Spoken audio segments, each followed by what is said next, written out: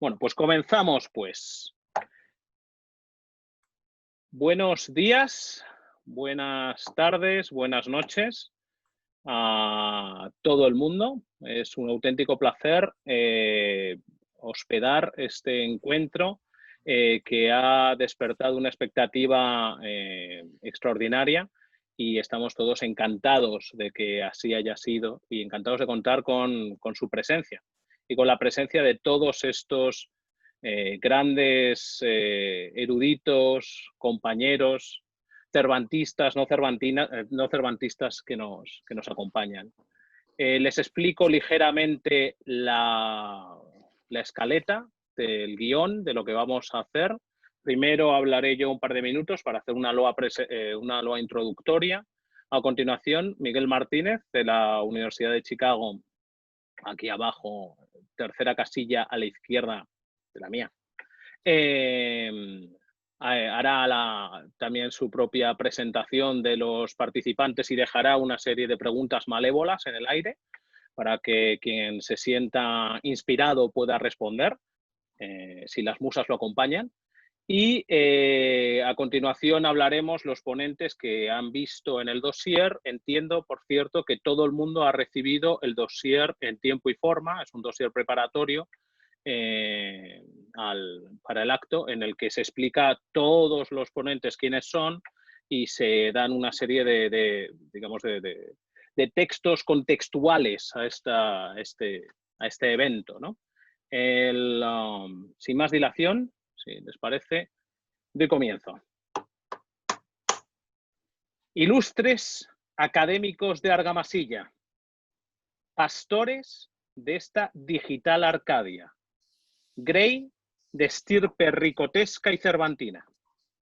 Nosotros, los 12, 15 X pastores que ven aquí, organizadores del evento, los presentes en el dossier y otros como Rachel Stein, Robert Lohr, Elizabeth Davis, Manuel Olmedo y Felipe Valencia, entre otros muchos piscatores, queremos agradecerles su entusiasmo y acogida en este convivio electrónico. Así ha de ser con las incansables pastoras del Instituto del Teatro, las maravillosas Melanie Berder y Elena Moncayola, por esta infatigable labor que han tenido estos días. Los académicos argamasillescos digitales presentes parten de la base de que todos, los que estamos aquí, los que están allá, creemos firmemente en los derechos humanos, estamos en contra del racismo y respondemos afirmativamente ante la problemática del Black Lives Matter. Asimismo, se ha de señalar que no estamos hablando per se de la obra de Cervantes, sino de un icono que puede representar distintas sensibilidades y niveles de adhesión entre todos los presentes, incluso entre estas caras parlantes. Nuestra motivación para alojar este encuentro en un instituto que se debería dedicar a otras cosas, de quizá mayor bocado y mejor calado, como el Instituto del Teatro de Madrid, viene de los interesantes debates en redes que han ocasionado 3 artículos escritos por algunos de los presentes. Con su permiso, estos hablarán después, si así lo desean.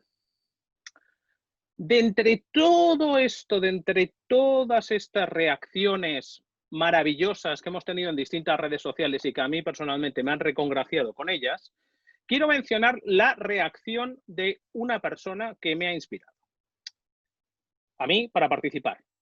Juan Vituli, en un tuit que voy a marcar, propone: callemos por un rato. Y no está mal, con toda la que está cayendo y todo el ruido que tenemos.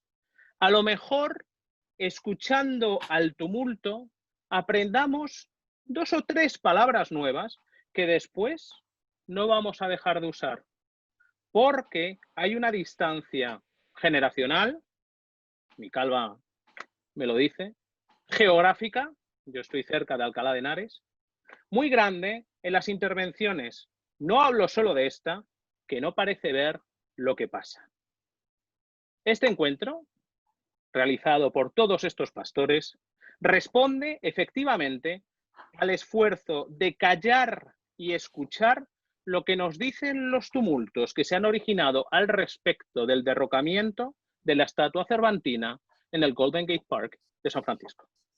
Personalmente, esto es cosa mía, de nadie más, yo adivino dos tumultos distintos. Por un lado, el tumulto del túmulo que profanaron, de aquellos activistas que profanaron la estatua cervantina y sus motivaciones, que pudieron ser diversas.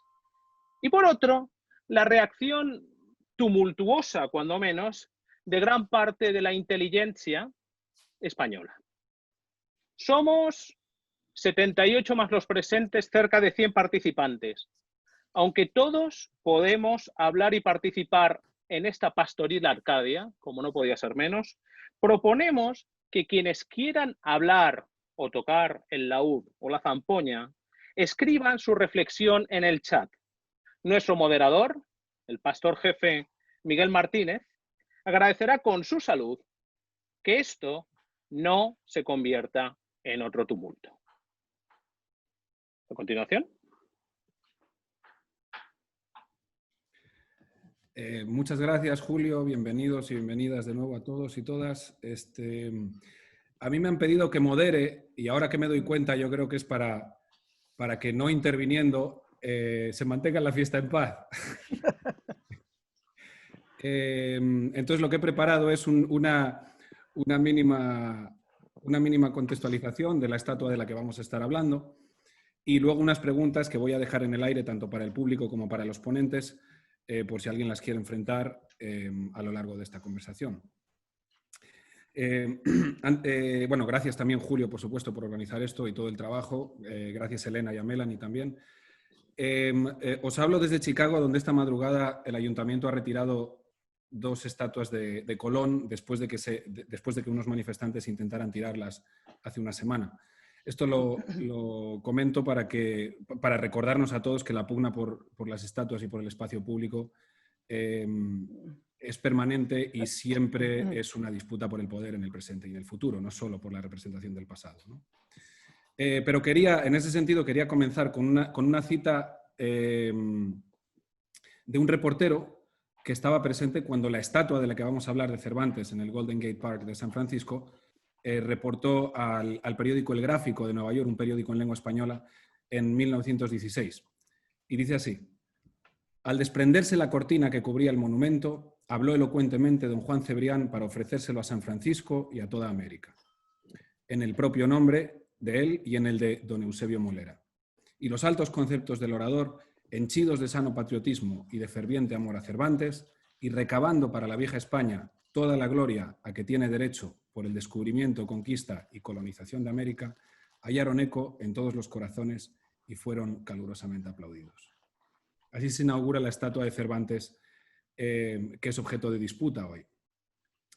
Molera y Cebrián son quienes los financian, son prohombres de la creciente comunidad española en Estados Unidos. Cebrián era ingeniero, si recuerdo bien, y eran muy activos en el asociacionismo español y en el lobismo hispanista con buenas conexiones en Washington. Son también los artífices de la estatua que estaba justo enfrente, la de Junípero Serra. Digo estaba porque, como sabéis, esa estatua se tiró el mismo día que se pintó con spray rojo la de Cervantes, el 19 de junio de este año, Juneteenth, que conmemora el fin de la esclavitud. Y el contexto, como sabéis también muy bien, es el de la mayor insurrección antirracista desde los años 60 probablemente, que siguió al asesinato de George Floyd, entre otros, y que fue un poco la gota que colmó el vaso antes de estas movilizaciones masivas, que, insisto, es el contexto en el que se pinta la estatua de Cervantes. Creo que casi todos aquí vamos a estar de acuerdo con el propio Cervantes cuando dice en el escrutinio que tales debieron arder, en el escrutinio de los libros me refiero, de la Biblioteca del Hidalgo, tales debieron arder que merecían guardarse en perpetuos archivos, y así se cumplió el refrán de que pagan a las veces justos por pecadores. Quizás en eso haya acuerdo, seguramente haya desacuerdo en la conversación que va a seguir, sobre la gravedad y el sentido de esa pintura roja sobre el busto de Cervantes. Este es el mínimo contexto que quería presentaros y, como decía, voy a dejar ahí unas preguntas si alguien quiere tomar notas, si alguien quiere enfrentarlas bien. Y si no, son temas que a mí me gustaría, de los que a mí me gustaría oír hablar a los ponentes en este debate, ¿no? Por ejemplo, ¿qué ocurre cuando un icono nacional como Cervantes, que algunos atesoramos como valioso patrimonio, circula en un escenario internacional, atravesado por delicados equilibrios geopolíticos, flujos migratorios transnacionales y luchas globales? ¿Cuál es el papel de Cervantes para entender la historia de la cultura negra en España y la memoria pública de la esclavitud y el colonialismo? ¿Cómo se conjuga ese valor comunitario y nacional de Cervantes con la universalidad que se reclama para su obra? Y una que las resume todas, porque creo que es menos transparente de lo que parece, ¿cuál es la relación entre Cervantes y el rojo sobre bronce de San Francisco? Dejo ahí las preguntas, yo me voy a callar ya. Os recuerdo el funcionamiento que planteaba Julio. Orden alfabético para las primeras intervenciones, 3 minutos. Primero me pidieron que fuera muy estricto, hoy no tanto, pero voy a intentar controlar el tiempo lo más estrictamente posible por una razón, para que luego podáis debatir más entre vosotros una vez que hayáis planteado las primeras ideas o la toma de posición. Entonces, yo me callo ya y tiene la palabra Carmen Fracchia, profesora de Birkbeck College, University of London. Carmen, desmútate. Gracias. Sí, ya estoy desmutada. Bien, muchísimas gracias por haberme invitado a esta discusión y paso directamente a mis puntos principales. Bien, a mí me ha impactado sobremanera, mucho más de lo que me imaginaba, la tortura deliberada y el asesinato de George Floyd. No porque me sorprenda que esto suceda, porque sucede todo el tiempo, ya sucedió todo el tiempo, pero lo que me ha sorprendido ha sido la persistencia y el profundo enraizamiento de la asociación entre la negritud y el concepto inferior aplicado a los negros. O sea, la persistencia constante que nunca se ha demolido, que ha sido una de las razones, esta asociación ha sido una de las razones que ha justificado la esclavitud transatlántica, ¿bien? Desde el siglo XV hasta el siglo XVIII. Entonces, y también que ha mantenido la superioridad racial de los blancos con respecto a los negros. O sea, tener que haber visto con este asesinato la persistencia y el enraizamiento es lo que me ha tocado muchísimo. Bien, entonces, digamos, no me sorprende nada que se hayan vandalizado y decapitado las esculturas en este contexto. Bien, pero ¿qué tiene? Porque una escultura, pero hay una cosa aquí, una escultura puede ser restaurada, se puede volver a hacer, se puede guardar, se puede crear en diferentes materiales, ¿ya? Pero la vida de George Floyd, ¿quién se la devuelve? La vida de los 15 millones africanos que han cruzado el Atlántico, ¿quién se las devuelve? La vida de los 2 millones de esclavos africanos que han vivido en la península ibérica entre el 15 y el 18, ¿quién se las devuelve? ¿Ya? Entonces en este contexto, la cuestión de las esculturas de Cervantes es algo diferente, ¿ya? Cervantes no tenía el poder el poder monárquico ni el poder eclesiástico que ha mantenido la esclavitud. Pero para esto necesitamos preocuparnos de algo muy importante. Nosotros vivimos una historia mutilada, una historia fingida, una historia donde jamás nos han explicado ni en los colegios ni en las universidades la historia de los negros, el sufrimiento de los negros, la resistencia que han puesto a su situación inhumana. Y con esto tampoco ni siquiera podemos estudiar el protagonismo de los africanos y sus descendientes en la cultura hispánica.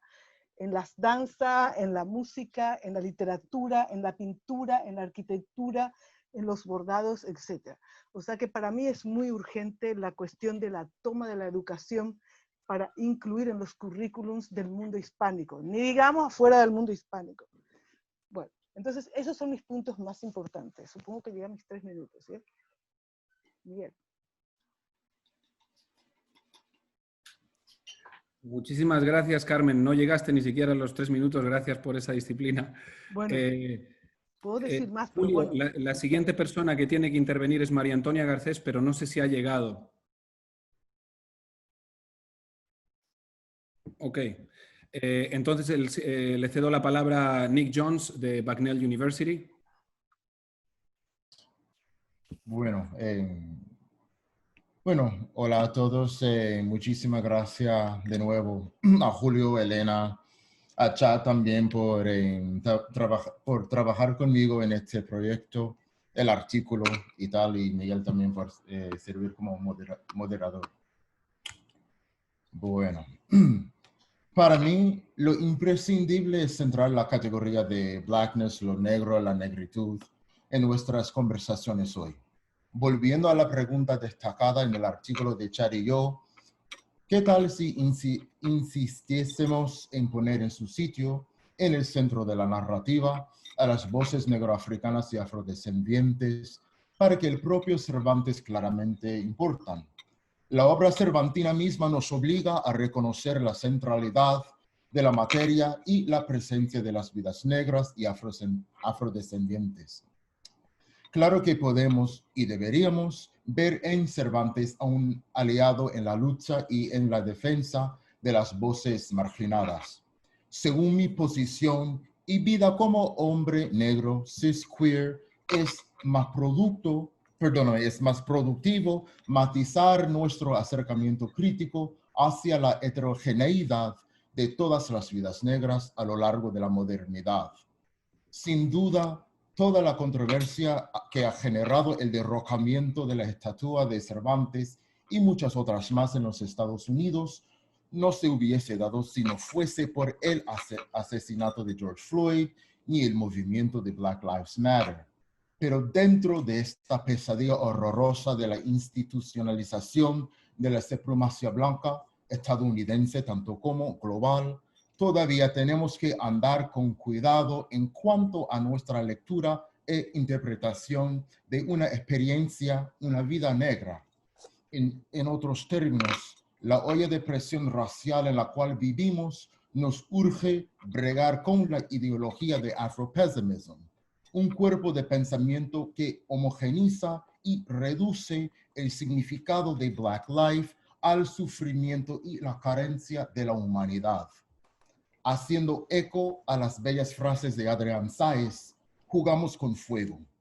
Opino yo que jugamos con fuego al reducirle a la existencia la vida de los negros y sus descendientes, que sea a mediados del siglo XV al XVIII o actualmente, a un mero abismo controlado por fuerzas negrofóbicas, utilizando el término de Frantz Fanon y también esclavista.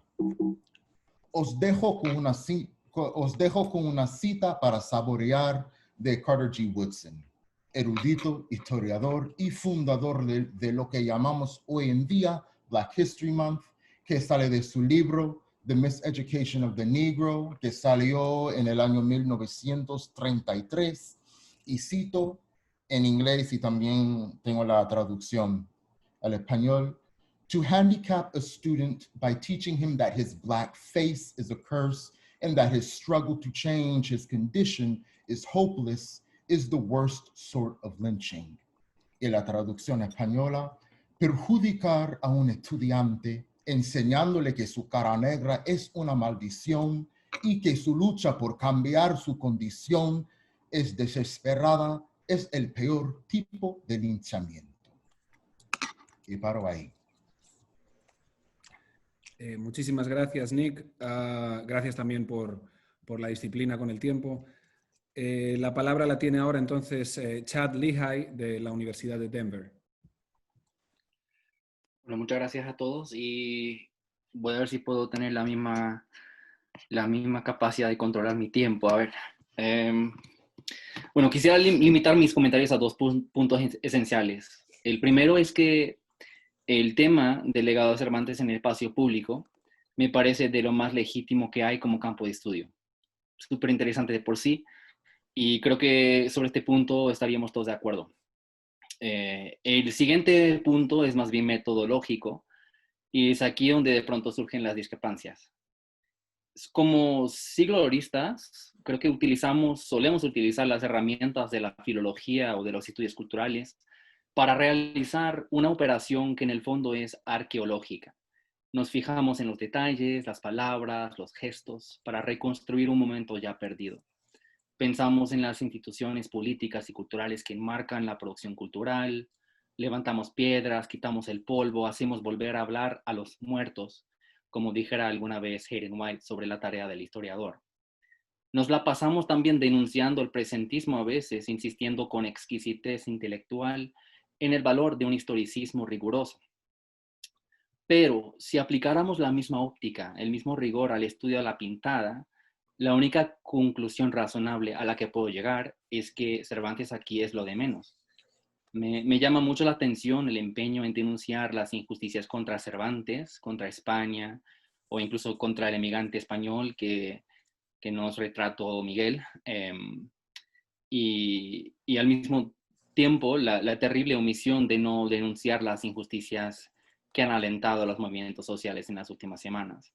El lenguaje que se ha usado para expresar estas denuncias es elocuente y los intentos de matizar, sugiriendo, por ejemplo, que el emigrante también habrá pasado malos ratos por haber sido español, recaen en un both-siderism, ¿no?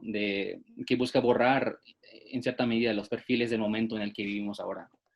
Y es en este contexto particular que estamos hablando concretamente de siglos de violencia, de sistemas de opresión y exclusión, de una horripilante cultura, casi un culto a la muerte, que no ha sabido valorar jamás las vidas negras como vidas en este país, de un Estado fundado sobre los cadáveres de personas afrodescendientes e indígenas, de una sociedad todavía construida a base de la supremacía blanca, todo eso, ¿no?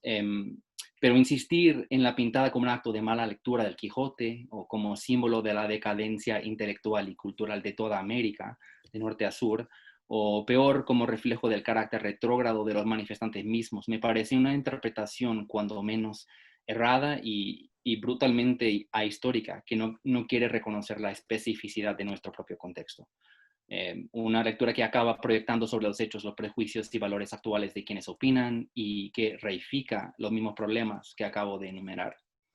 Como siempre, creo que Cervantes nos brinda una linda mancha de tinta de estilo Rorschach, ¿no?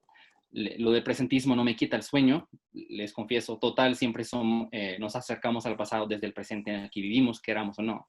Lo que sí me quita el sueño es la manía de hacerlo todo sobre Cervantes en este contexto particular. Hay un marco contextual aquí mucho más importante que habría que tener en cuenta antes de ponernos a juzgar. Lo que hemos hecho, en cambio, a veces es hacer la vista gorda, taparnos los oídos, llorar las injusticias cometidas contra España y contra Cervantes. Ya para terminar, está claro para mí que sigue habiendo serios problemas tanto dentro de la academia norteamericana como dentro de la española. Y no quiero que esto parezca una cosa de España contra el mundo. Creo que este fenómeno se ve en los dos lados. Pero urge reconocer la forma en que nuestras disciplinas de ambos lados del Atlántico perpetúan todavía la supremacía contra la que los manifestantes están protestando. Y urge reconocer también el compromiso que sigue teniendo la filología como disciplina con sus orígenes en el proyecto decimonónico de la construcción de una nación. Y aunque sea de forma subconsciente, el dolor que algunos autores han expresado frente a la pintada en los medios y en la prensa y tal, es lamentablemente para mí por lo menos síntoma o expresión de esos compromisos tácitos. Y con eso termino. Muchas gracias, Chad.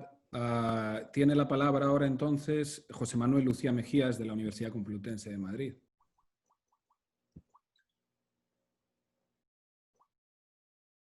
José Manuel, creo que no te oímos. Sí, ahora sí, perdón. Bueno, buenas tardes y buenos días, buenas noches. La verdad que es un verdadero placer y bueno, a Julio y a toda la gente del Instituto de Teatro de Madrid y a todos, es maravilloso poder juntarnos en diferentes espacios, lugares del mundo y precisamente poder estar debatiendo, ¿no? Bueno, yo un poco también contextualizando, a partir de las preguntas que nos ha hecho Miguel, yo quería, sobre todo, plantear tres cuestiones que más o menos yo creo que en la que todos compartimos, ¿no? Una es la cuestión de quién domina el espacio público. Es decir, que yo creo que ahí también hay esa parte de quién en un momento dado toma la decisión de qué es lo que debe o no haber en el espacio público, ¿no? Yo creo que en ese sentido la estatua de Cervantes no es tanto una cuestión interna o única, sino también me parece un buen principio de debate, ¿no? Hay que tener en cuenta, por ejemplo, que Cervantes fue la primera persona que tuvo una estatua en España que no fue un rey o no fue un general o no fue, digamos, un eclesiástico. De tal manera que de pronto se convirtió en algo civil que de pronto tenía derecho también a estar en el espacio público. Y eso fue en el siglo XIX. Bueno, entonces, y es ese momento en el que se le pone la estatua a Molière en Francia o se le pone la estatua a Shakespeare un poquito antes en Inglaterra. Entonces, yo creo que también hay ese análisis del espacio público y, bueno, y en un momento dado también, si ese espacio público es de imposición, por tanto, el poder nos quiere defender una determinada forma de entender su propio establecimiento del poder, o, con el caso de Cervantes, es otro tipo, digamos, de identidad, ¿no?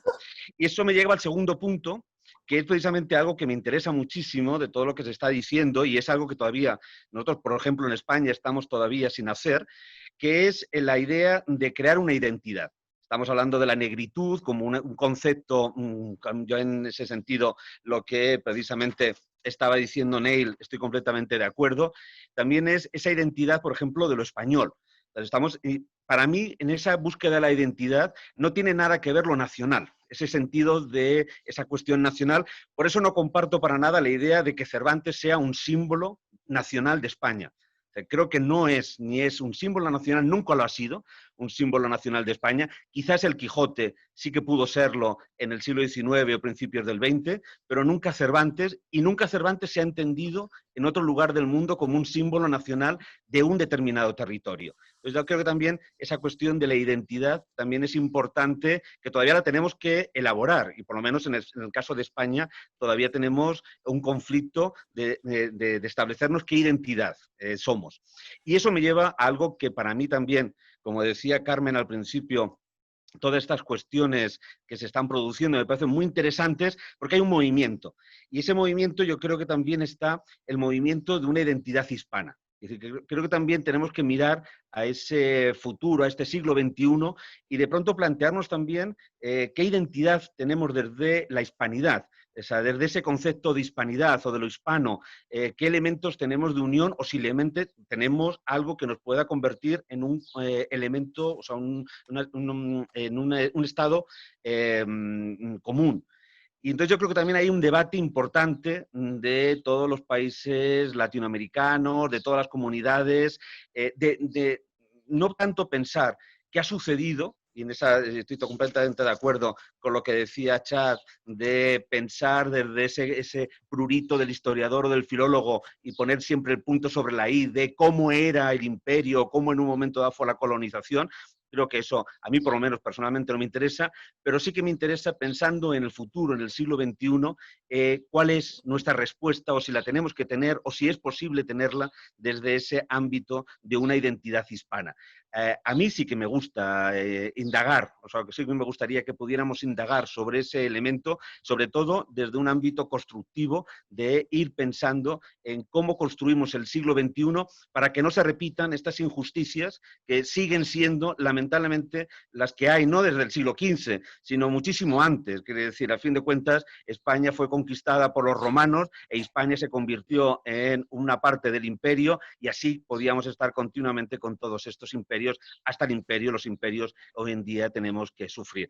Entonces, por eso yo me gustaría sí que plantear ese debate sobre esa identidad hispana, precisamente si la tenemos que tener. Dicen, por ejemplo, ¿por qué no humanidad? A lo mejor tenemos que plantearnos también si tenemos una identidad humana. Para mí el COVID-19 ha planteado que no existe ya la humanidad como una respuesta unitaria, pero también eso es un elemento de debate. Y muchas gracias. Gracias, José Manuel. Antes de seguir con los turnos, me gustaría recordarle al público que estoy siguiendo más o menos la conversación en el chat, entonces os animo a que pongáis ahí preguntas y las voy recogiendo y al final del evento se las planteamos a los presentadores, si os parece. Y ahora tiene la palabra Miguel Ángel Rosales, director de cine, entre otras cosas. Me desmuto. ¿Qué tal? Bueno, me presento, soy Miguel Ángel Rosales, director de cine. He estado estos años, bueno, pues buscando e investigando sobre la población negra afroespañola que ha vivido desde el siglo XV hasta el siglo XIX en España. Y todo este trabajo me ha hecho reflexionar mucho sobre la construcción de la historia, especialmente sobre la construcción de la historia española, ¿no? A mí me gustaría plantear, vamos, tenía aquí unas cosas escritas, pero creo que cambia un poco la visión, plantear desde el principio, desde esta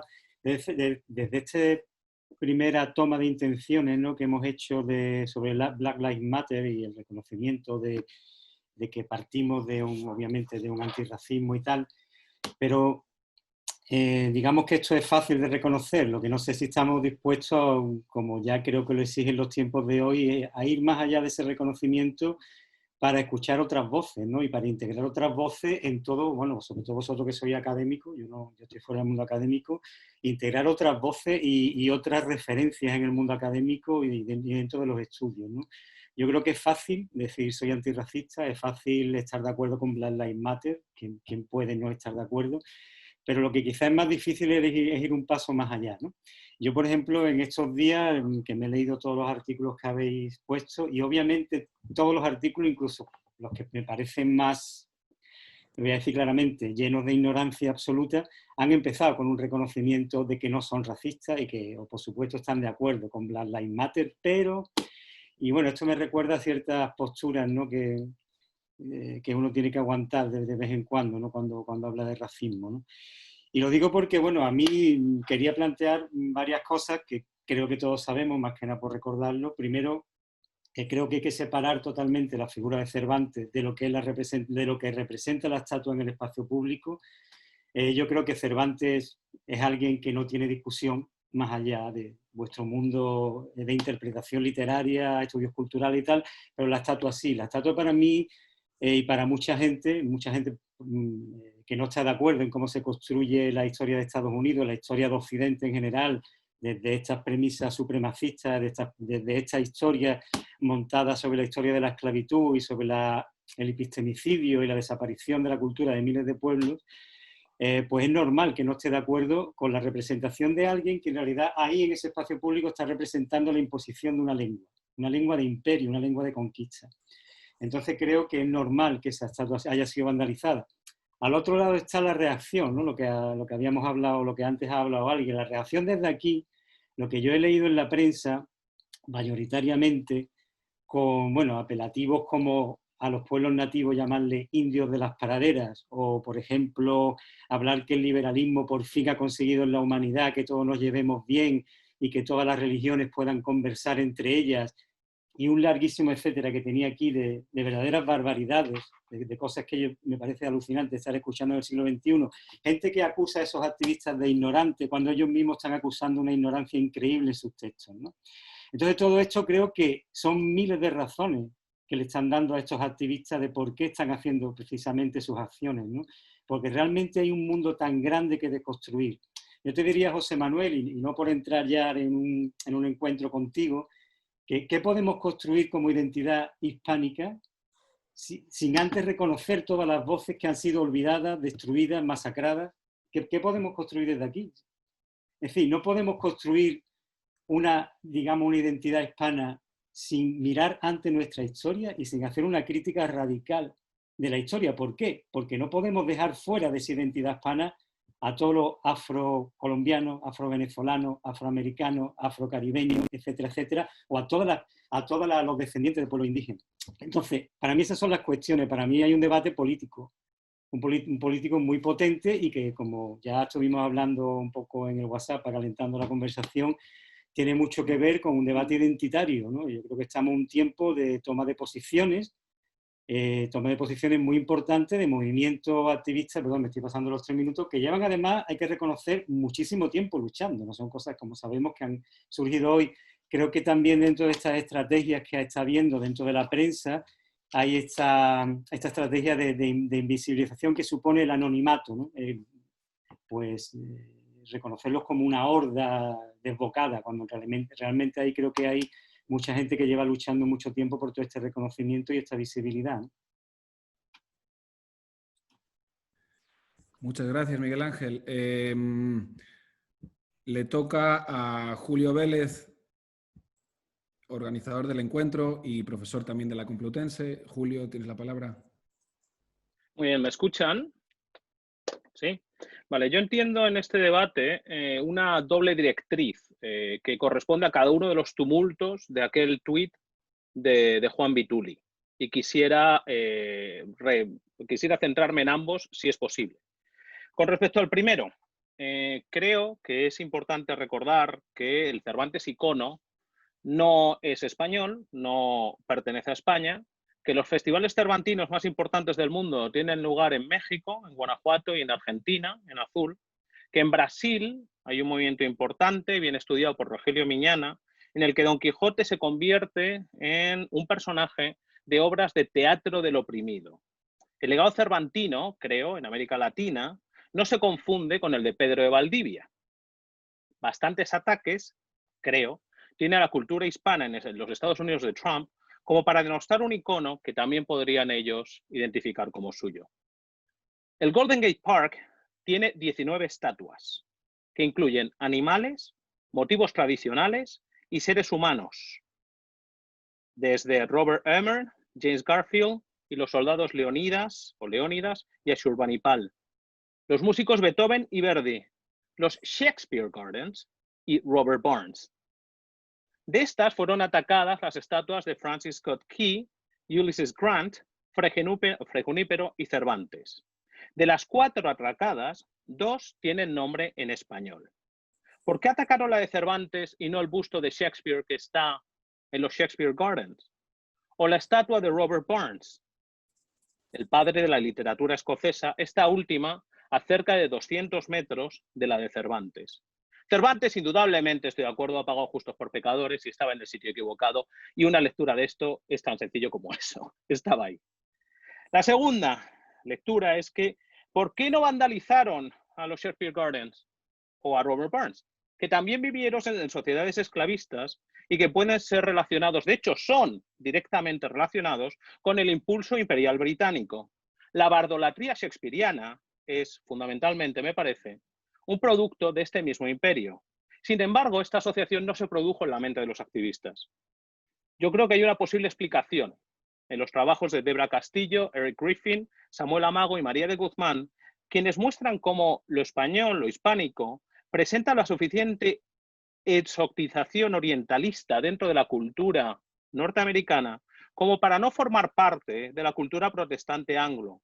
Sin lugar a dudas, y recalco esto, sin lugar a dudas, no se puede equiparar la experiencia del legado español en Estados Unidos con la historia de opresión de negros, latinos y otras minorías. Pero no por ello deja este impulso de funcionar en la cultura popular y en estratos incluso cultos. Asimismo, el legado español no cuenta con un círculo social que se identifique con él, porque no hay base demográfica de migrantes españoles. La comunidad española más importante que hay es tan reducida que se llaman invisible immigrants. En Estados Unidos, me parece, los símbolos del imperio español o los símbolos que son asociables a este imperio y la cultura toda, que este es el problema con Cervantes, que coincidió temporalmente con ella, resulta pues un perfecto chivo expiatorio para dirimir las culpas de la colonización sin tocar el fundamento de la misma, que tiene al menos tanto que ver con Jim Crow y con políticas contemporáneas que con el legado del Imperio Español. El segundo tumulto es la definición de la función, creo, la función de este mismo legado tal y como se entiende aquí en España. Y me voy a aprovechar de haber estado en ambos países desarrollando mi carrera académica para intentar pintar esta pintura. El segundo tumulto es el complejo mundo de expertos, periodistas, académicos, historiadores que han respondido, como indican mis compañeros, a la deflagración de la estatua cervantina. Recordemos que, pese a todo, esto es una estatua erigida en Estados Unidos con colaboración española, pero en un país extranjero. Es un icono internacional. Llama la atención, a mí también, la reacción desmesurada que ha ocasionado el acto que Nick Jones y Chad Lay relacionan con un nacionalcatolicismo de nuevo cuño basados en los trabajos de Elvira Roca. Y aquí es donde me tomo el primer chupito que he prometido, cada vez que se mencione a Elvira Roca. Cabe recordar que imperiofobia no aporta grandes avances al respecto de la inmensa bibliografía que hay sobre la leyenda negra, sino que bebe de una corriente historiográfica, literaria y cultural, en su mayoría progresista. Y, por cierto, sigo fascinado cómo seguimos utilizando a Roca Barea y no utilizamos a Antonio Sánchez, que es de los últimos libros escritos sobre leyenda negra, claramente el más neutro. Mientras que sustituye ese revisionismo anterior por una reivindicación imperial con la que muy poca gente puede estar de acuerdo, que además está promocionada por think tanks conservadores cercanos a Aznar, FAES y a brazos mediáticos afines. Lo importante de este texto no es el texto, que no avanza prácticamente nada. Es que este ensayo ha tenido un éxito incuestionable con respecto a la resolución de lo que es identitariamente España, en un momento de conflicto con partes de la misma que se quieren desgajar. Además, y esto es importante creo, los periódicos que más miman sus contenidos históricos y que más repetidamente se centran en el pasado son La Razón, El Mundo, el ABC, La Vanguardia, son fundamentalmente periódicos conservadores, de tal manera que la visión que nos presentan es conservadora. Me parece en este sentido fundamental dar a conocer los trabajos de divulgación histórica de la gente que está trabajando desde puntos postimperiales. Alfredo González Ruibal, Miguel Martínez, que aquí tenemos prácticamente todos mis compañeros, así como trabajar en la Asociación de Historia Pública y de otras asociaciones que responden al impulso histórico-social que solicita a los antiguos países imperiales que reconstruyan su identidad, no en términos coloniales, con la carga de xenofobia y racismo que esto conlleva, sino en términos postimperiales, lo que sería el embés de la poscolonialidad. Si bien el aparato cultural progresista español, del que orgullosamente formo parte, ha mostrado más interés en otros hitos culturales, fundamentalmente la Segunda República, el exilio y la Guerra Civil, creo que sinceramente España podría beneficiarse de la historia pública en estos otros términos. Mucho debemos aprender de las vidas de cimarrones, de la figura teatral del negro, del catedrático Juan Latino, del mundo de los negreros, no ha salido todavía ni Pedro Blanco ni el Marqués de Comillas, pero saldrán, del mundo de los esclavos, Cándida, de los gitanos no exóticos y de casos concretos como la profunda admiración de Unamuno a José Rizal, a quien llamaba precisamente Quijote Oriental. Creo que aquí nuestra labor debe ser secundaria a la labor de los divulgadores culturales, y aquí tenemos un buen ejemplo en el trabajo de Miguel Ángel, con este maravilloso documental Gurumbé, o a este otro trabajo que se está haciendo ahora mismo, es Cachita en la esclavitud borrada, en el que estoy intentando trabajar. Okay. ¿Terminaste? Acabé. Muchas gracias. Tiene el turno, por último, Almudena Vidorreta de Haverford College.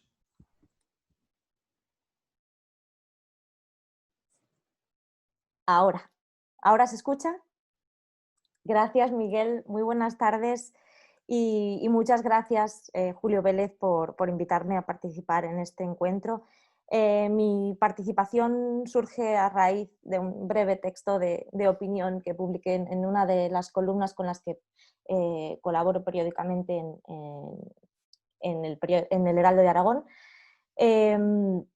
En ella hacía alusión a una de mis lecturas veraniegas, al infinito en un junco, de Irene Vallejo, un auténtico fenómeno de ventas, en cuyas páginas acerca de la historia del libro antiguo se apela a la variedad de opiniones que sobre un mismo personaje histórico se han vertido, y el caso del que ya habla era Alejandro Magno. Esto me recordó una anécdota personal con motivo de una celebración del Día de la Hispanidad que viví en Nueva York, paseando por el campus de la Universidad de Columbia, donde uno de los juegos ofrecidos por los estudiantes consistía en adivinar a qué personaje o persona, porque aquí tendríamos también otro debate bien nutrido, se atribuían una serie de frases de contenido violento y racista, y entre ellos estaban Colón, Hitler o Donald Trump. Me pareció que aquella ocurrente asociación desvirtuaba en cierto modo las palabras de individuos tan alejados de nuestro presente y del inglés contemporáneo y coloquial en el que se les presentaba. Y vamos a dejar fuera de ello a Trump por lo evidente, ¿no? Por momentos también me parece que que esta conversación nuestra sobre la polémica suscitada en torno a la vandalización de la estatua de Cervantes en San Francisco desvirtúa también las reivindicaciones del movimiento de Black Lives Matter y de los sucesivos ataques a un determinado número de estatuas de carácter colonial tras las recientes protestas por el brutal asesinato de George Floyd. Claro que debemos replantearnos qué símbolos se erigen en el espacio público, cuándo y por qué. Y claro que este no es el momento de pedir sosiego frente al hartazgo de un grupo social tan perjudicado, además de todo, por nuestra solidaridad condescendiente. Y digo nuestra desde el concepto racial como mujer blanca y desde este lado del charco, desde Europa, porque a veces como inmigrante en los Estados Unidos también es fácil ser discriminado por el propio sistema y sobre todo por su actual gobierno, ya sea por el acento, por la lengua o por la afiliación étnica, ¿no? Es más que probable que aunque el legado colonial fuera la cuestión en juego tras la acción llevada a cabo en la citada estatua, no más que probable, creo que es incuestionable que quienes arremetieron contra ella lo hicieran con absoluto desconocimiento de la persona y de la obra cervantina, lo acaba de señalar Julio Vélez, pero puesto que no se trata de Colón ni de Fray Junípero, con una implicación en los hechos históricos abierta a la interpretación, me parece legítimo lamentarnos de algún modo por ello. Yo disiento de quienes equiparan la acción contra la estatua de Cervantes con la estulticia iconoclasta de quienes atacaron los budas de Bamiyan, por ejemplo, pero me apena la falta de conocimiento o de cultura general en ciertos ámbitos que refleja el hecho en sí. Al igual que me apenaba y a días también me motivaba, como profesora de español en una universidad pública del Bronx, que mis estudiantes pensaran que Cataluña, la del Barça, está en Europa, pero que España se encuentra más o menos al norte de México, sin saber muy bien dónde. Esto no debería ser más grave ni más doloroso que la mención de los países mexicanos que un conocido telediario de la cadena Fox protagonizara hace unos meses, sino síntoma de una misma carencia, pero me parecen circunstancias dignas de mención y no por ello resto la razón a quienes protestan visiblemente en la calle y con los instrumentos que tienen a mano por un racismo normalizado hasta nuestros días y con el que ya es hora de acabar, ¿no? Son los intelectuales, los periodistas y la opinión pública tan accesible ahora con las redes sociales, quienes han arrimado el ascua a su sardina y han desviado el debate hacia la defensa vehemente de la mirada colonial. La vigencia del concepto de hispanidad, sea cual sea ese concepto, también nos hablaba ahora José Manuel Lucía Mejías de ello, e incluso más sorprendente el concepto de España. Me parece el colmo de todo ello la petición en el Congreso por parte del PP a finales del mes pasado de una iniciativa por la defensa del legado español en los Estados Unidos y la indignación que causó que no se aprobara en la votación, ¿no? Y por último, ya para finalizar, creo que como especialistas en historiografía cultural de un modo u otro, debemos posicionarnos contra la naturalización de la perspectiva hegemónica del discurso historiográfico, pero al mismo tiempo no caer en la aserción reduccionista de igualar los lamentos por la vandalización de estatuas con la nostalgia por el pasado colonial y sus símbolos. Creo firmemente en la reescritura del pasado, pero me parece cuestionable la omisión indiscriminada de sus símbolos como metodología. Es más, deberíamos transmitir conocimiento sin renunciar a la destreza crítica. Sería un poco parte de esas multiliteracies aparejadas con la enseñanza de la historia cultural que tan de moda han estado estos últimos años, ¿no? Las polémicas no deberían limitarse a los bandos maniqueos propios del relato más torpe que subyuga nuestro conocimiento de la historia. Ahí estamos nosotros para dar cuenta de una amplia gama de tonalidades en el discurso y los argumentos, al igual que lo hacemos sobre los eventos y sus productos culturales. Quizá para no ponernos de acuerdo, como decía Miguel Martínez al principio, ¿no? Y ahí estamos nosotros también para apoyar los reclamos del presente, sobre todo, contra los líderes y acciones actuales que se parezcan sospechosamente a las líneas más lamentables del pasado, que no vamos a poder borrar, ni creo que debamos borrar, pero que debemos reescribir y releer incesantemente, ¿no? Muchas gracias. Muchas gracias, Almudena. Me dicen que entró María Antonia Garcés. María Antonia, ¿estás por ahí? ¿Nos oyes? Sí, Miguel, buenas tardes desde aquí, pero... Bienvenida, gracias por juntarte. Tienes la palabra. María Antonia Garcés es profesora en Cornell Estoy University. en Colombia y les comento que precisamente hoy por la tarde enseño un curso virtual sobre el Quijote y tengo 72 participantes, de manera que se pueden dar cuenta del entusiasmo que suscita Cervantes. Yo no sé por qué pensaba que la hora era las 2 de la tarde, equivalía a las 20 horas de ustedes, pero al parecer me equivoqué. Estuve mirándolo, pero me equivoqué. No, quería comentarles que esta mañana precisamente me despertó la noticia de que 2 estatuas de Cristóbal Colón en Chicago habían sido removidas en la mitad de la madrugada, entre la 1 y las 3 de la mañana, para evitar más manifestaciones y problemas y conflictos entre la policía y los manifestantes. A pesar de eso, en Grant Park, en uno de los parques, cuando la removieron la estatua y la bajaron a las 3 de la mañana, hubo aplausos de los vecinos que salieron a las ventanas, así como también pitos de coches, ¿no? Aplaudiendo la medida. Y Colón ha sido pues acusado de genocidio y de colonialismo y de explotación de las sociedades indígenas, ¿no? Y allí llamó la atención digamos, las comunicaciones de un vecino que dijo que había que atender a la historia, ¿no? Y que los activistas afroamericanos e indígenas conocían la verdadera historia de Colón y que esta era la razón por la cual se removía la estatua.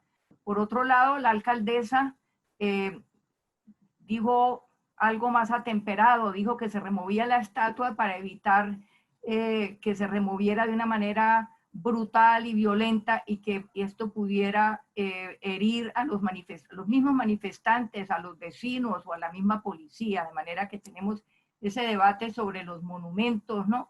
Y sobre la historia. Y pues, como todos sabemos, pues Cervantes no fue ningún esclavista, ¿no? Pero al mismo tiempo, como han dicho los colegas, ¿no? Nicholas Jones y Chad Lee y quizá algunas de las otras personas que no escuché, pues tenemos los estudiosos de Cervantes, no tenemos que enfocarnos solamente en Cervantes, tenemos que tener en cuenta las manifestaciones globales que han estado ocurriendo para denunciar de que han venido ocurriendo desde el famoso asesinato público de George Floyd por unos policías blancos.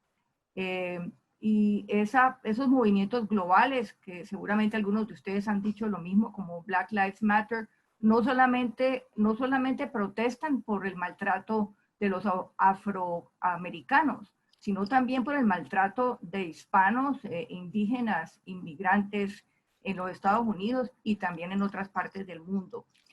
Y pues sobre Cervantes, pues todos sabemos que no fue un esclavista y que es una gran ironía que alguien que fue esclavo en Argel por 5 años y que sufrió los rigores de la esclavitud sea acusado pues de ser colonialista, ¿no? Y opresor.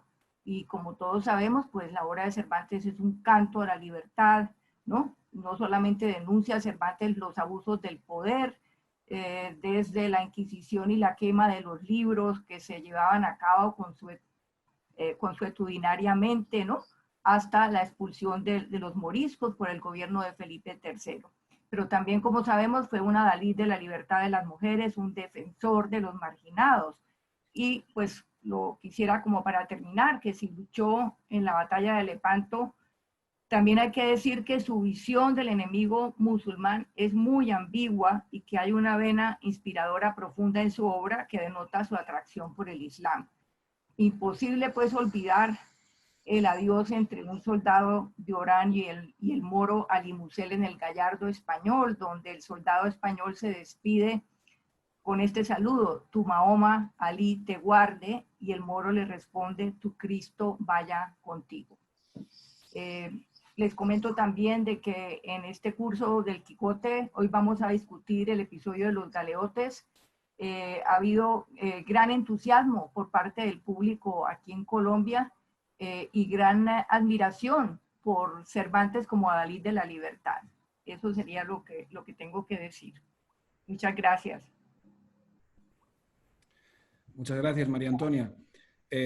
Julio, si te parece, entonces ahora abrimos el debate entre vosotros primero. No sé cuánto tiempo vamos a dedicar, pero tómense el tiempo que consideren oportuno para discutir y luego abrimos un poco el turno de preguntas al público. Ese era el plan, ¿no? Entonces, como dicen aquí, el suelo está abierto para quien quiera intervenir o dirigirse a las intervenciones de los compañeros. ¿Puedo hablar? Carmen. Sí, bueno, a mí me han interesado muchísimo todas las exposiciones, pero sobre todo la de Nick y la de Miguel Ángel. ¿Ok? Porque yo pienso que es bastante urgente tener que pensar en estrategias de cómo incorporar la historia de la negritud del punto de vista de los negros, ¿ok? De rescatar las voces, de rescatar las narrativas. Es muy urgente porque eso es lo que cura la falta de ignorancia entre quién fue Cervantes y quién es Colón. ¿Okay? Eso es uno de los puntos. O sea, si no centramos la vida, las narrativas afrodescendientes o africanas, estamos fritos, no sirve de nada. ¿Okay? Yo pienso que eso es fundamental. E inclusive pienso que tendría que haber una mayor unidad de los estudios iberoamericanos de las dos partes del Atlántico, vis-a-vis, o sea, con respecto a los estudios de las narrativas africanas. ¿Okay? Porque muchas veces desde el punto de vista latinoamericano pensamos en el colonialismo de España y no pensamos en los afrodescendientes que han vivido en España, que no tienen nada que ver con la política colonialista, que han sufrido del colonialismo en el mismo modo de los africanos que han sufrido en América Latina. ¿Ya? Entonces, es eso lo que tenemos que rescatar. Algunos de nosotros ya lo hemos empezado a hacer, ¿ya? O sea que es fundamental. Y, o sea, ¿qué es la hispanidad de los cuales algunos de ustedes estaban hablando? Yo como mujer blanca no me hago ningún problema de estudiar la negritud, porque es mi historia, ¿ya? Yo como latinoamericana hace parte de mi historia y de mi raíz. Y además es parte de mi historia porque los conceptos de la negritud que se han transportado hasta ahora y de la cual el asesinato de George Floyd es la evidencia, es que ese concepto no se ha roto, ese concepto de aplicarlo con un concepto diferente de humanidad sigue persistiendo. Y es allí donde tenemos que romper las raíces. Bueno, eso es todo lo que quería decir. Gracias, Carmen. Chat. Bueno, quisiera responder a un comentario de Bobby Clinton en el chat, que nos recordaba que en el fondo es posible incluso que la pintada haya sido un acto perpetrado por gente de extrema derecha, que la presencia de las cruces celtas, la palabra bastardo incluso, pueden delatar unas ideologías más bien comprometidas con el odio anti-migrante, anti-hispanohablante, todo lo que queramos, ¿no?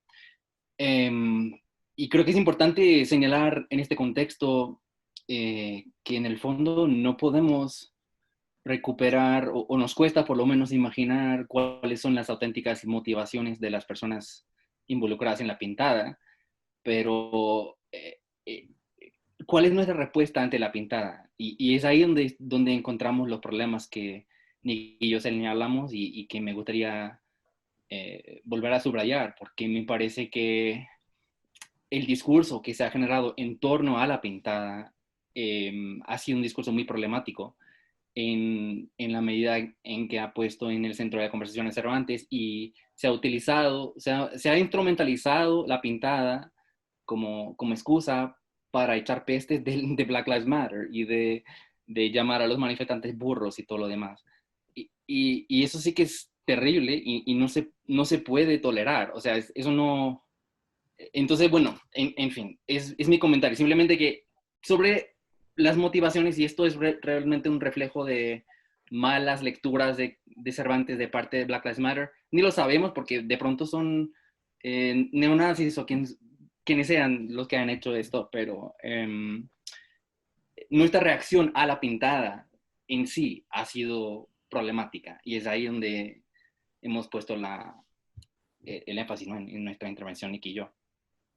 Chad, al hilo de una cosa que has dicho, me gustaría darle la palabra. Yo no sé si puede hablar, quiero decir, si técnicamente puede intervenir en el chat, pero, perdón, en la discusión en vídeo, pero Rachel Stein ha hecho un comentario, ha estado participando muy activa en los debates previos a este encuentro y hace un comentario que tiene que ver con algunas de las cosas que se han dicho sobre la ignorancia. Sí, un momento. También había pedido la palabra Robert, que también estuvo desde el principio. Si os parece bien, habla primero Rachel y luego Robert. Sí, me refiero a un comentario de Rachel que es pertinente en esta conversación justo de ahora, ¿no? En el que dice, los activistas y manifestantes tienen sabidurías y conocimientos de los que podemos aprender aunque no tengan la misma educación, formación que un académico hispanista. La sabiduría que se adquiere en las carreras filológicas es solo un tipo de sabiduría, ¿no? Para problematizar un poco esta cuestión de la ignorancia de los manifestantes, etc. Rachel, ¿puedes parece que sí. Gracias, sí, no, eso era lo fundamental que quería comentar también. O sea, lo que estamos perdiendo de vista, creo, es que el mismo día en Los Ángeles, varios activistas derribaron la estatua de Fray Junípero Serra también y se les vieron las caras, y eran activistas indígenas. Entonces, también creo que tener eso en mente nos puede ayudar un poco a aclarar cuáles podrían ser las motivaciones en San Francisco. Pero incluso si no fuera así, creo que todo esto de dar por hecho que los manifestantes son ignorantes, no sabían lo que hacían, pues pensemos en todo lo que hemos aprendido las últimas semanas de ver a los manifestantes en las calles. Eso para mí es lo importante, ¿no? O sea, y la manera en que estas manifestaciones a muchos les han abierto los ojos a cosas que a un nivel más allá del antirracismo que ya, o sea, uno podía estar consciente del antirracismo y ya en los últimos meses la conciencia está creciendo aún más y más, ¿no? Entonces, decir que es una ignorancia, que no saben quién es Cervantes o no saben qué es España, pues eso ya de por sí es como, crea una jerarquía del saber que ya es parte del problema de la cultura de supremacía blanca para mí. Y eso, tengo otras cosas que podría comentar, pero respecto a esa conversación en concreto, eso es lo que me molesta mucho. Por ejemplo, hay una organización activista en Nueva Orleans, donde vivo, se llama Take 'Em Down NOLA, como derribar, es una organización que desde años lleva intentando derribar las estatuas de la Confederación en los Estados Unidos, ¿no? Y el otro día en su página de Facebook vi que dijeron, los manifestantes creatively protested, ¿no? En vez de el vandalismo, profanación, o sea, todo este lenguaje que estamos usando ya de por sí es muy problemático, ¿no? Si pensáramos en las manifestaciones de San Francisco como protestas creativas, tanto como las protestas creativas que fueron las que hizo Cervantes en su propia obra, entonces creo que ahí como podríamos pensar, no sé, repensar un poco este diálogo desde esa perspectiva, porque ¿por qué criticamos y despreciamos a unos activistas que estamos diciendo al mismo tiempo que tienen un espíritu de Cervantes en realidad? O sea, Cervantes no hizo nada más que nombrar los mecanismos del poder vez tras vez, llamar la atención a los mecanismos del poder y de la opresión en su obra. Y en cierta medida, eso es lo que también están haciendo los manifestantes. Cuando hacen una pintada, es una llamada de atención. Es una manera de hacernos pensar en cuáles son todos los sistemas que están trabajando para dejar vigente el racismo institucionalizado. Entonces, para mí me parece como curioso que no podamos reivindicar a los manifestantes como manifestantes que tienen el propio espíritu de Cervantes en algún sentido, ¿no? Y eso es, bueno, ahí ya paro, pero gracias por... Gracias, Rachel. Julio, entonces dices que tiene la palabra Robert.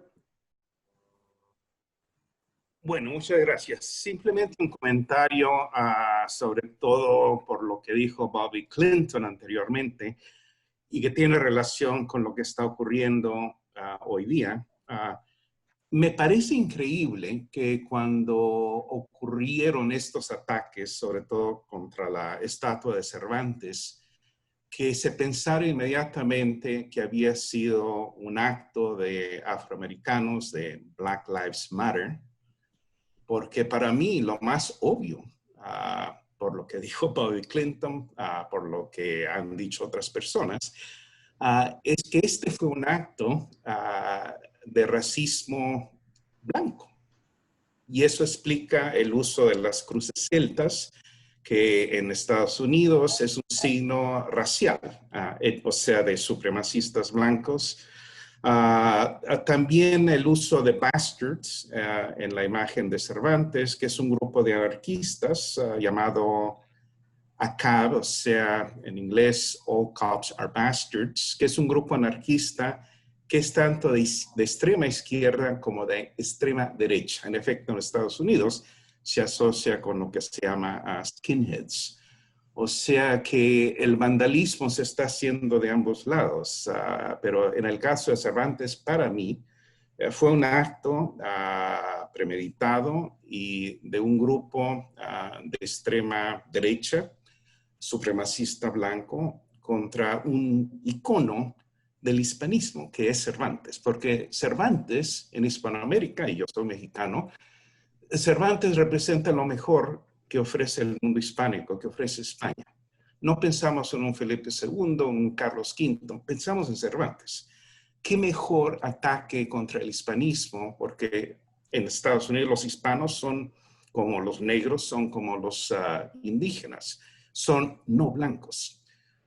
Entonces, para mí fue un ataque racista de extrema derecha contra todos los que no sean blancos. Y eso incluye a hispanos, afroamericanos, indígenas, etc.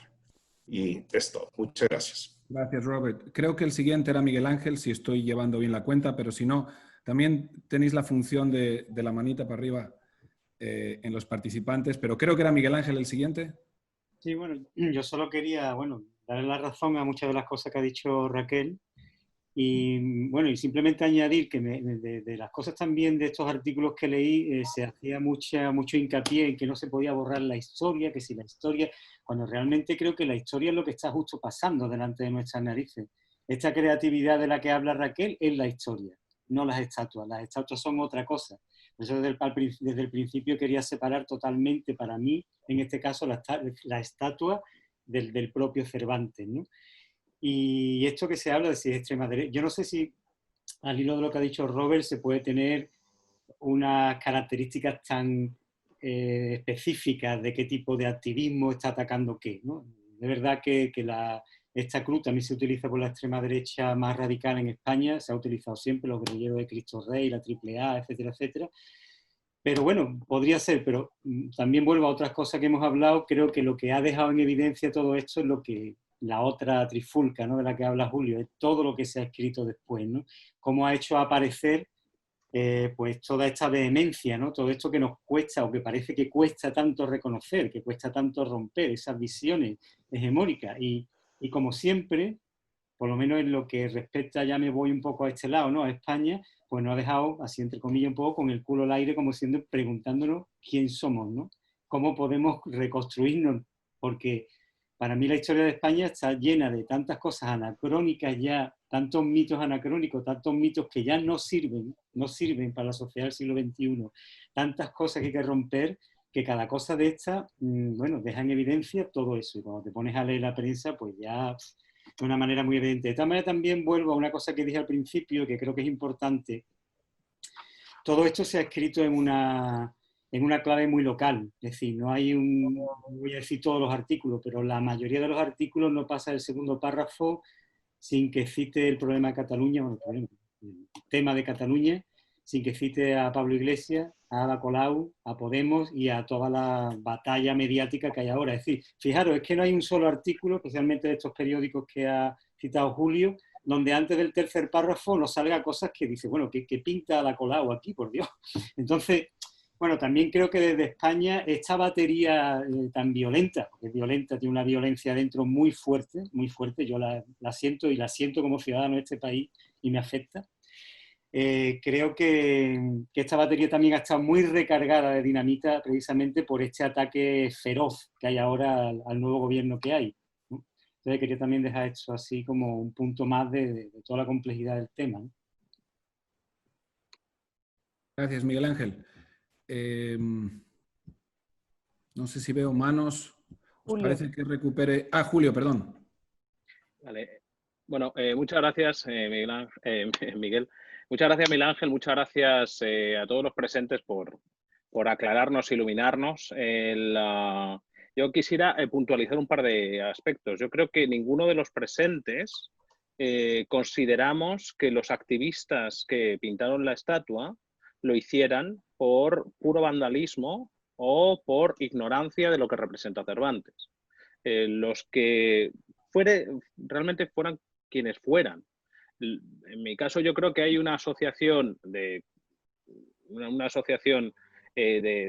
serie de ideas que han llevado a que esté ahí, a que Cervantes haya pagado justos por pecador, y es lo que me parece interesante en cuanto a eso, que realmente es una cuestión anecdótica. La estatua ya está limpia, ¿no? De hecho, hemos empezado el debate con la primera página. Lo que hemos puesto en el dossier es un señor limpiando las estatuas de Don Quijote y Sancho. Me parece muy interesante también esta motivación supremacista blanca que menciona Robert y que lleva tiempo funcionando. No sé si es el contexto correcto, no lo sé, no tengo ni idea, pero es que yo creo que muy poca gente lo sabrían ellos, ¿no? Solamente. Realmente lo interesante aquí es que Cervantes puede servir y está sirviendo para una definición, para atraer dos campos que hasta ahora creo que están hablando sobre sí mismos. Es decir, la reacción de la prensa española realmente está hablando poco de Estados Unidos, y la inmensa mayoría de los corresponsales o de los, en fin, de los columnistas que han estado escribiendo sobre ello desconocían hasta el contexto del Juneteenth. O sea, a mí me costó encontrarlo. Entonces, realmente, como siempre, en España estamos hablando del tema de España a partir de una problemática diversa. En el contexto de Cataluña, en el contexto de quiénes somos y en el contexto de si ha salido ahora un gobierno de izquierdas o no. Esta es la parte, yo creo, fundamental, y me da la sensación de que gran parte no ya del mundo académico, que puede ser, pero sobre todo de la prensa escrita y la prensa escrita cultural, es decir, los puntos de divulgación fundamentales de donde se puede alimentar A mí nadie me va a leer, me van a leer lo del HuffPost, como mucho, pero la prensa escrita, es decir, lo que ahora mismo está conformando la opinión pública, aquellos que ven documentales, aquellos que están viendo películas, no están viendo Gurumbe. Y habría que ver Gurumbe. Habría que reescribir el presente también de una manera activista desde otro punto de vista. En eso estoy absolutamente de acuerdo. Y si algo tiene que servir, para algo tiene que servir este encuentro, yo creo que es también para esto, para que no haya dos conversaciones que hablen en paralelo, sino para que hablemos los unos con los otros, que es algo tan humanista y tan cervantino al fin y al cabo. Gracias, Julio. Si se me permite decir una sola cosa como moderador, yo creo que en esta conversación se han oído argumentos que simplemente no existen en la esfera pública española. No existen en la prensa de derechas y no existen en la prensa de izquierdas. Y no existen en el ABC y no existen en la muchas veces vergonzosa reacción del país a, por ejemplo, ¿no? a los eventos que asociamos, por ejemplo, con Black Lives Matter, o a la historia del colonialismo y las relaciones diplomáticas y de diplomacia cultural entre Latinoamérica y España. Entonces, simplemente para resaltar lo que decías, Julio, no sé si llegaremos a un acuerdo, discutíamos al principio que probablemente no sea el objetivo, pero definitivamente uno de los objetivos que sí que cumple este debate, me parece, es simplemente dar la oportunidad a quien escuche esto de oír argumentos que, insisto, simplemente no existen en la esfera pública española. Y si puedo decir, ¿os parece que dé entrada a una pregunta del público que me interesó? Sí. María Jaime, si alguien quiere buscarlo en el chat, a las 2 p.m., planteaba que cómo ponemos a dialogar el movimiento antirracista en España con la discusión que estamos teniendo. Estamos en ese cruce transnacional, ¿no? tan difícil, de un icono en parte nacional, en parte al que se le reclama, por supuesto, valor universal, etcétera, ¿no? Y una historia, un evento histórico, como decía Miguel Ángel, que ocurre en San Francisco el 19 de junio. Pero, ¿cómo se cruza todo eso con el movimiento antirracista en España? De nuevo, la historia negra de España y la historia de la lucha por el espacio público en España. Es decir, si queréis discutir esto un poco saliéndonos de Golden Gate Park.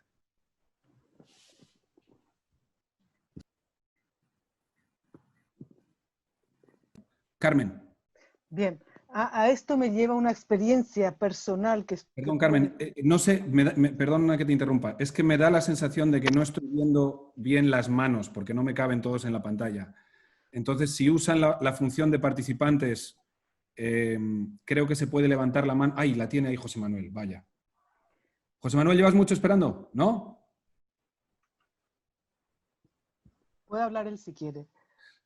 No hay problema, participo después. No, mucho más interesante la pregunta. No hay problema. Dale, Carmen, entonces, y luego si quieres tú, José Manuel. Bien, es una experiencia personal que tuve. Me habían invitado a dar unas clases sobre la presencia africana, porque yo hago en el mundo visual en la Universidad de Juan Carlos, en Madrid. Entonces estuve dando unas clases de maestría, de máster, y con mi gran sorpresa, yo totalmente ignorante, no sabía que esta historia de la esclavitud y de las narrativas africanas no eran parte del currículum, ¿ok? Entonces, los alumnos, las reacciones de los alumnos han sido impresionantes, ¿ok? Han sido 3 días completamente intensos y después me vinieron a decir todos que jamás habían oído hablar de estas cuestiones. O sea, que yo me quedé deslumbrada con esto. Entonces pienso que es muy importante, por ejemplo, en el mundo de la educación, tener que empezar a incluir en el currículum, decolonizing the curriculum, ¿ok? E incluir estas historias. ¿Ya? Eso es todo lo que quería decir, pero para mí fue impresionante haber dado estas clases y que ellos no tenían jamás ni idea de esto. José Manuel. José Manuel. Gracias. No, la verdad que son tantas cosas.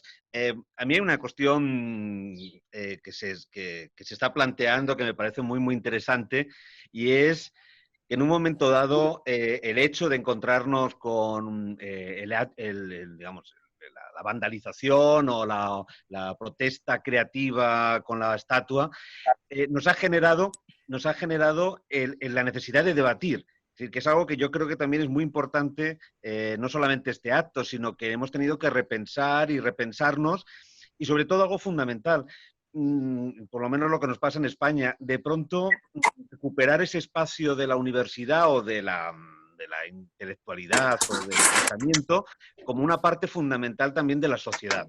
Y ahí es donde tenemos, por lo menos en España, uno de los grandes problemas, precisamente, que es la incapacidad de llegar al espacio público. Nosotros, como profesores intelectuales, no podemos llegar a los periódicos y, como muy bien decía Miguel Ángel, se escuchan cosas que de pronto pues, son de vergüenza ajena y tienen el micrófono o digamos, el diario, el periódico hecho, ¿no? Entonces, en ese sentido, yo creo que para mí, sobre todo, lo que me motivó el escribir y el ponerme a pensar era precisamente cómo cambiar las cosas en el futuro, o sea, cómo poner ese presente y de decir, ¿qué estamos haciendo mal para poner las bases de que algo se pueda mejorar posteriormente? Que ese sea ese concepto de hispanidad la tenemos que definir. A lo mejor no hay que definirlo, a lo mejor no existe. O sea, no creo, no estoy defendiendo de que exista un concepto o una identidad hispana que en un momento dado tenemos que crear o tenemos que impulsar. O sea, a lo mejor no. Y precisamente en el chat se han visto muchas conversaciones, ¿no? O el análisis del debate del espacio público. A mí me es muy importante quién domina el espacio público. Y ahí es donde nos encontramos con que la política, bueno, pues no está en ningún sitio a la altura de la sociedad, ¿no? Nosotros no tenemos debate sobre el espacio público. Nos ha costado mucho quitar las estatuas de Franco y era una imposición de autoridad y de poder y de, digamos, y de una historia muy reciente, nada que ver con lo que estamos hablando ahora de símbolos, ¿no? Franco no era un símbolo, era un dictador que en un momento dado quería tener una presencia pública continua para demostrar su poder. Y lógicamente 40 años después de mantener una estatua de ese dictador no tiene ningún sentido porque su poder, bueno, mejor ha desaparecido, ¿no? Entonces yo creo que son debates muy interesantes para iniciar un camino. Yo no, en este sentido, creo que lo importante de todo lo que se ha dicho también, y me ha apuntado muchísimas cosas porque me hacen reflexionar. O sea, creo que ahí también está el ejemplo de Cervantes, en donde si hay dos personas más dispares al inicio de una obra o al inicio de una vida, es Don Quijote y Sancho, forman parte de sociedades, de educación, todo completamente dispar, y al final, por escucharse uno al otro, terminan por enriquecerse y por hacerse mejores, ¿no? Y yo creo que también es fantástico poder escuchar y tener estas opiniones y que sea un debate tan abierto como el que hemos tenido. Así que enhorabuena y la verdad que me siento muy enriquecido realmente de todo lo que he estado viendo, ¿no? Escuchando. Gracias. Gracias, José Manuel. Creo que Nick quería decir algo.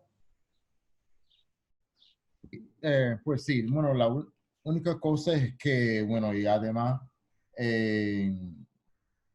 contestándole a Miguel, ¿cómo se llama? La varias pregunta de Miguel Ibáñez Aritondo, en términos del antirracismo, ¿no? Para mí es imprescindible, es muy importante que en términos, como acaba de decirnos la profesora Fracchia, de colonizar el currículum, eso es sumamente importante. Y además, para las varias maneras en las cuales nos metemos en un proyecto antirracista, también tiene que ver en la política en la cita, la política de las fuentes. Nosotros como académicos eruditos es importante que especialmente los académicos blancos, o sea, los académicos no afrodescendientes, que citen y que hablen de las publicaciones de académicos negros, por ejemplo, ¿no?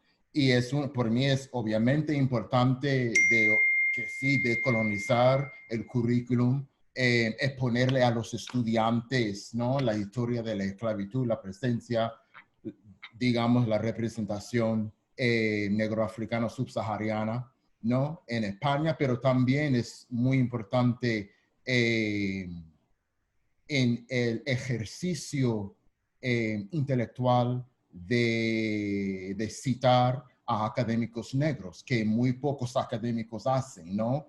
Y siguiendo lo que decía Miguel Ángel Rosales, tenemos que ir más allá de la teatralidad de Black Lives Matter, ¿no? Tenemos que ir más allá de la teatralidad, del performance, de lo performativo del antirracismo, ¿no?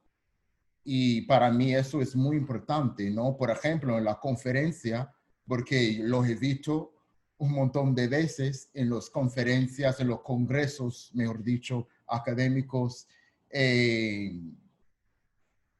la actitud en la cual uno le trata o le maltrata, mejor dicho, a académicos negros, por ejemplo.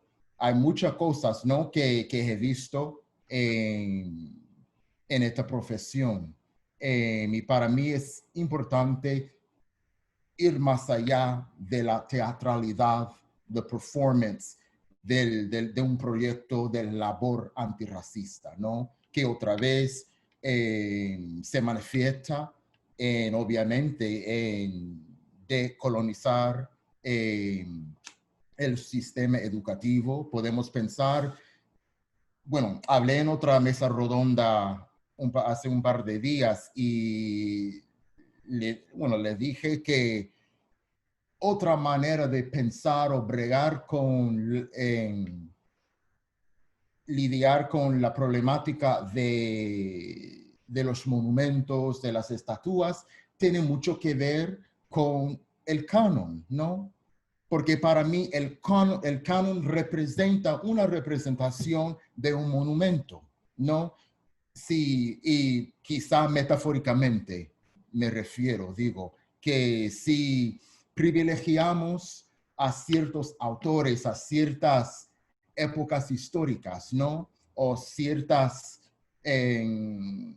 puntos de vista, qué sé yo, ¿no? Eso también forma parte de o representa metafóricamente un residuo de un monumento, de una estatua, ¿no? Cosas que no queremos derrocar, cosas que no queremos cambiar, ¿no? Así que para mí, para contestarle a la tanta pregunta sobre qué podemos hacer en términos del antirracismo, eso es imprescindible, es fundamental.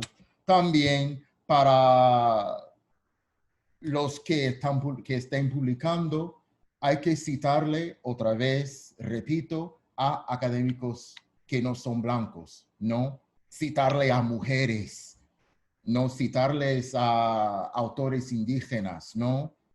Etcétera, ¿no? Porque para mí es muy importante de no circular las mismas voces, los mismos puntos de vista, ¿no? Porque para mí ahora esta cuestión de Black Lives Matter y ¿no? la idea de un labor, un trabajo, un proyecto antirracista, para mí, lamentablemente, ahora es muy performativo, ¿no? Es muy teatral, ¿no? Y son cosas, otra vez, muy como casi todo el mundo ha dicho, estas ideas estamos chocando, ¿no?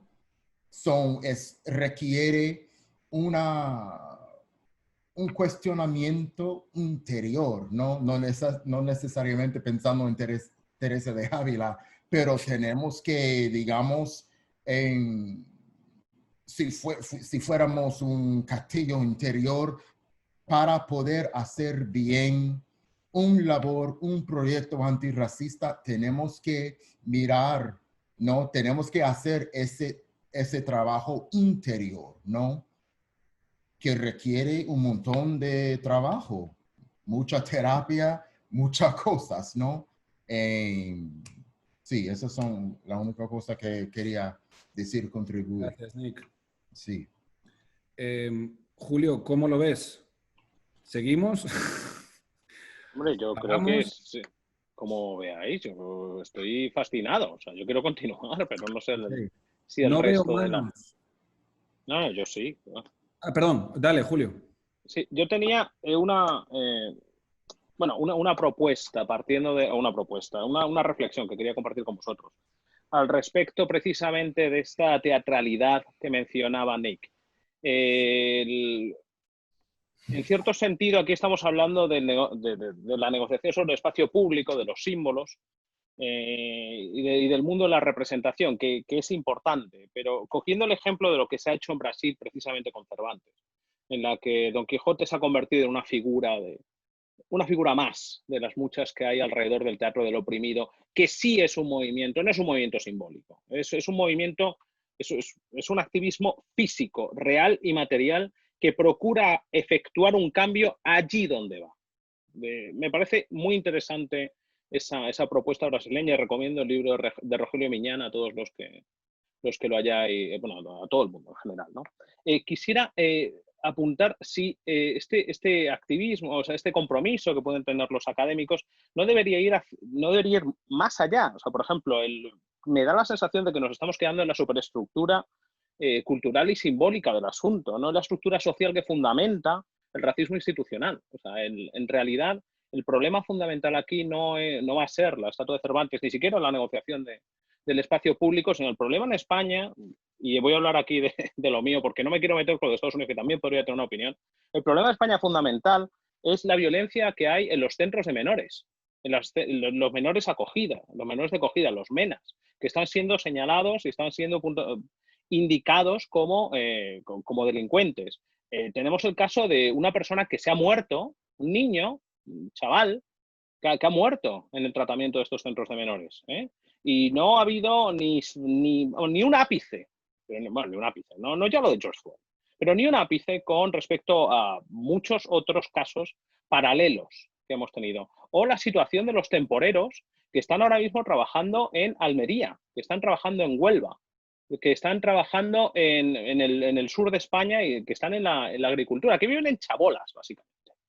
Entonces, a mí me parece todo esto estupendo. De hecho, lo he promovido, me parece que está muy bien, pero un poco los académicos siempre nos pasa lo mismo.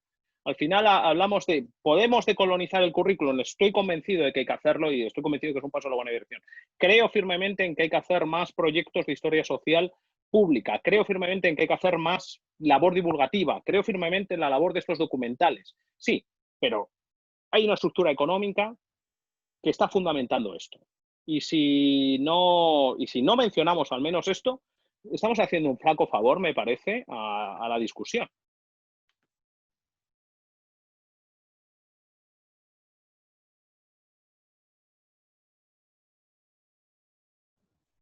¿Alguien Esto quiere es participar? cierto. ¿Puedo? Sí, por favor, Rachel. Me parece cierto, o sea, el problema del fundamento económico de todo esto y de nuestra labor académica, pero también quiero decir que creo que uno puede priorizar el antirracismo en su vida diaria y en su práctica laboral diaria de una forma que realmente requiere, y yo no lo digo desde un posicionamiento como que yo lo hago mejor ni nada, de hecho, de lo más humilde lo digo, cada uno puede priorizar el antirracismo en cada cosa que hace en su trabajo, ¿no? No tiene que ser solo el currículum, puede ser cómo apoyamos a los comités a contratar a profesores que tengan perfiles diferentes de los que dominan en nuestra profesión, por ejemplo. O sea, puede ser en muchos aspectos y creo que eso es lo que, como es una priorización lo que tenemos que pensar, porque si uno lo piensa en términos tan grandes como del sistema y empieza a pensar como, pero ¿qué puedo hacer yo? Y uno como, es muy fácil como rendirse frente a la grandeza del sistema. Pero lo que puse en el chat es una idea que a mí me ha parecido muy útil de gatekeepers, de guardianes, ¿no? Cada uno es guardián en su institución donde trabaja. Tiene un poder de gatekeeper. Y puede ser un guardián de racismo o puede trabajar de forma antirracista en lo que hace. Entonces creo que lo que pasa es que para mí la supremacía blanca y la cultura que nos rige todo nos ciega a las posibilidades de las acciones que podemos tomar y mucha gente se siente, yo me siento así, como, ¿qué puedo hacer?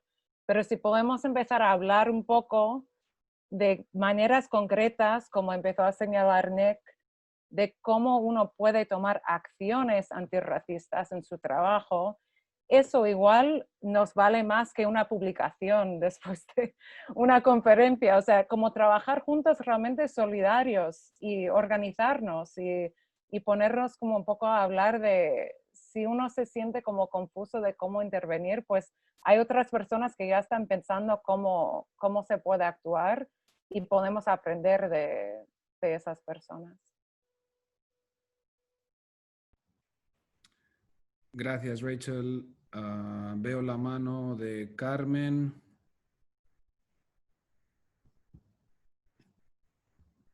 Adelante, Carmen, perdón. Digo que yo puedo esperar si hay otra persona que quiera hablar, pero de todos modos, sí, estoy totalmente de acuerdo con todo eso. Inclusive, yo pienso que hay otro problema, de que el mundo académico de los estudios transatlánticos están dominados por el Anglo-American things. O sea, eso es algo que también, como en el mundo hispánico, tenemos que estar más unidos con respecto a estos estudios centrados en lo afrohispano, ¿ya? En modo de poder minar y en modo de poder tener una relevancia y una visibilidad con respecto al mundo anglosajón.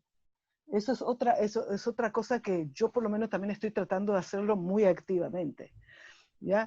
Y dando, por ejemplo, he inaugurado clases a todos los niveles, desde el doctorado para abajo o desde el undergraduate, con cursos referentes a la historia, ¿no?, centrada en las narrativas africanas y que están atrayendo muchísima gente donde estoy estudiando, y se ha producido un cambio bastante radical en ¿cómo puedo decir?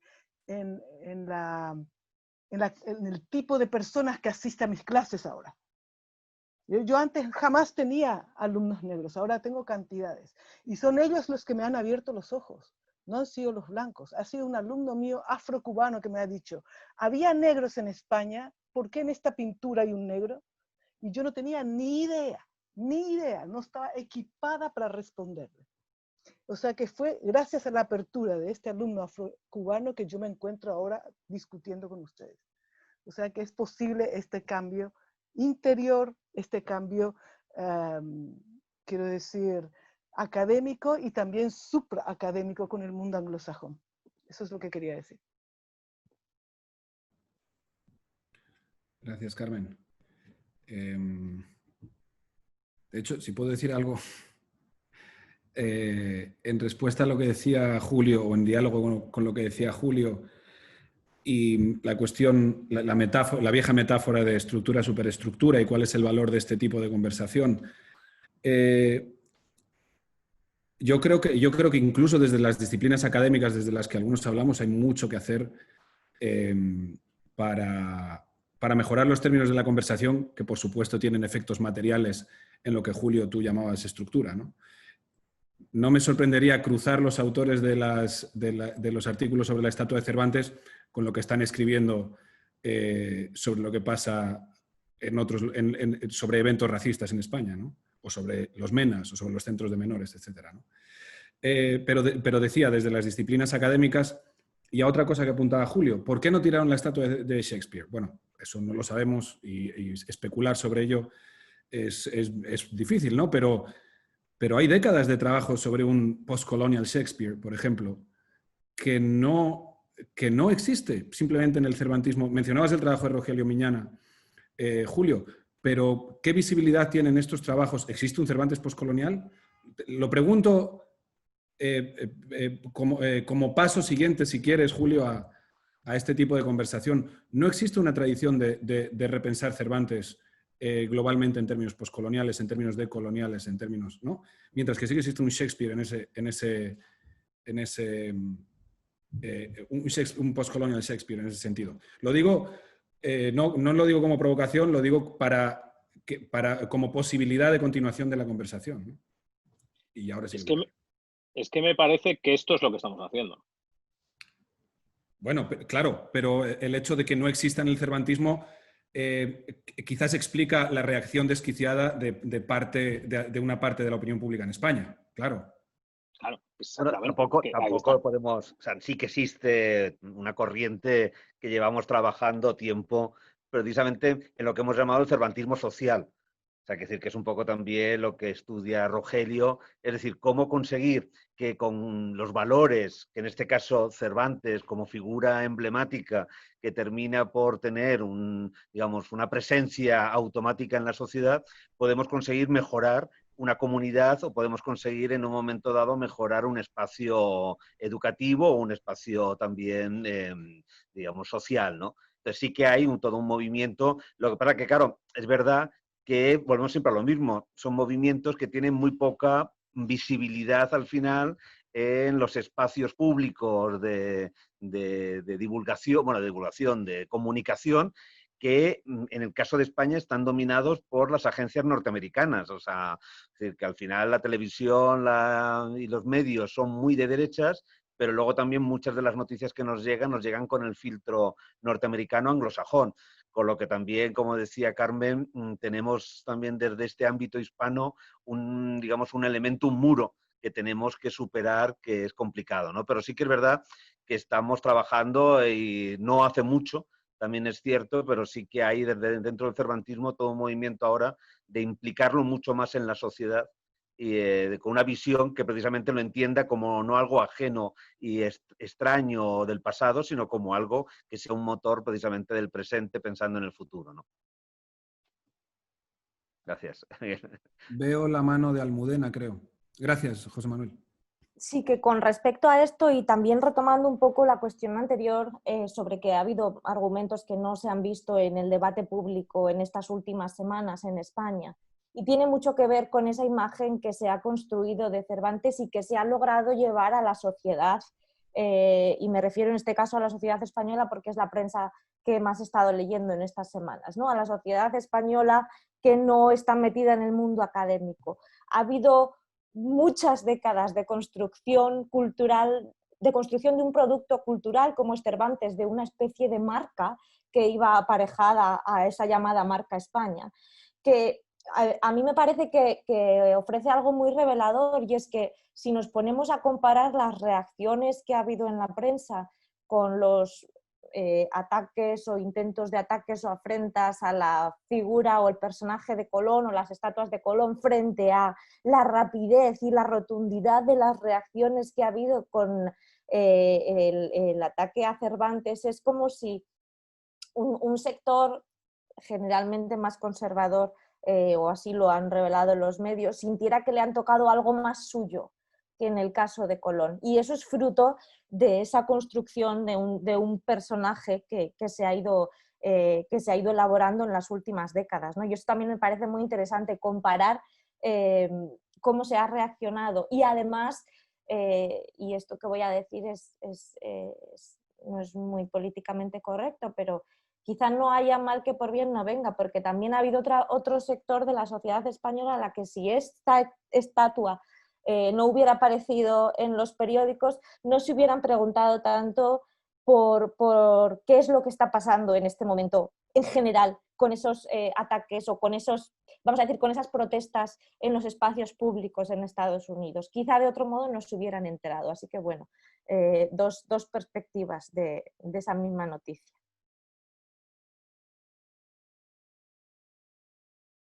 Gracias, Almudena. Miguel Ángel quiere intervenir. Sí, yo bueno, antes de que apareciera quería destacar eso, ¿no? Como no hay una tradición de estudios críticos, y creo que es lo que hace falta. Es decir, no es nuevas interpretaciones, sino realmente algo que es profundo, algo que realmente cambia el paradigma de cómo vemos algunas obras. Quiero decir, hay que comprar a Cervantes al completo, hay que comprar a Lope de Vega al completo, y sí, podemos hacer una crítica, porque creo que eso es también lo que muchas veces levanta estos odios y estas cosas, como a mí a Cervantes no me lo toquen ni una coma. Y a esto voy, por ejemplo, un ejemplo, es decir, pues probablemente muchos pensadores gitanos hoy día, pues muchos pensadores ron en España, que es lo que piensan de un personaje como la gitanilla, donde prácticamente empiezan todos los grandes estereotipos sobre los gitanos, empiezan ahí.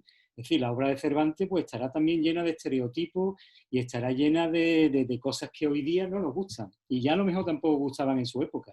Es decir, cualquier autor, por muy grande que sea, lo mismo se podía decir de Shakespeare con Calibán y con toda la obra de La Tempestad, que es prácticamente, según yo lo entiendo, no soy académico, ustedes saben más que yo de esto, pero una defensa total del colonialismo, ¿no?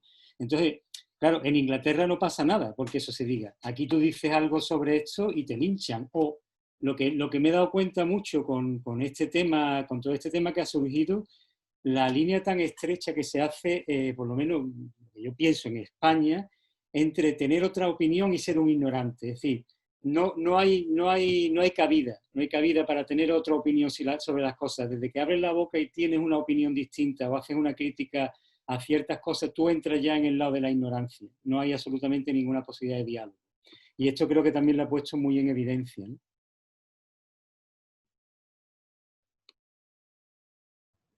Gracias, Miguel Ángel. María Antonia, creo que... María Antonia. Sí, dale. Contesto también a una persona en el chat que me dice, hola María Antonia, que Cristóbal Colón es el primero en escribirle a los reyes católicos para decirles que aquí se pueden importar muchos esclavos, ¿no? Y son muy dóciles y se harán rápidamente cristianos. Es correcto, es correcto. Que no tuvo tanta suerte con los reyes católicos en ese momento, también es verdad, porque la reina no quería permitir que se duplicara pues el comercio de esclavos que tenían los portugueses. Pero quería comentar algo con relación a las estatuas, la diferencia en que hay entre historiar y crear monumentos. Porque la paradoja es que las estatuas que hay en Chicago, que se construyeron en 1892, se construyeron como una especie de desagravio a la comunidad italiana gracias a la protesta del Estado italiano por la masacre de italianos, el maltrato constante de los italianos que habían terminado reemplazando a los negros en las labores más difíciles que se tenían que hacer en la sociedad, en las comunidades.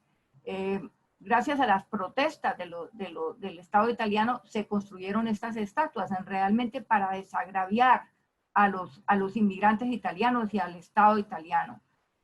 Y paradójicamente, pues esto es las estatuas que se están demoliendo ahora o que se están bajando, y que pues si van a ayudar la bajada de esas estatuas de Colón a que se bajen un poco o que se atenúen las tensiones con el problema del racismo, pues me parece muy bien. O sea, no, la persona que me escuchó a lo mejor pensó que estaba en desacuerdo pues con la quitada de las estatuas. Eso era mi comentario.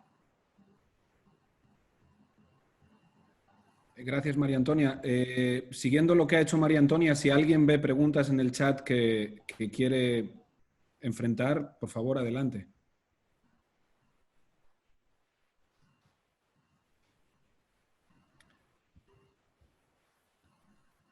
Yo vi la mano alzada en un momento de Elizabeth Davis, que quería decir algo y no se le dio la palabra.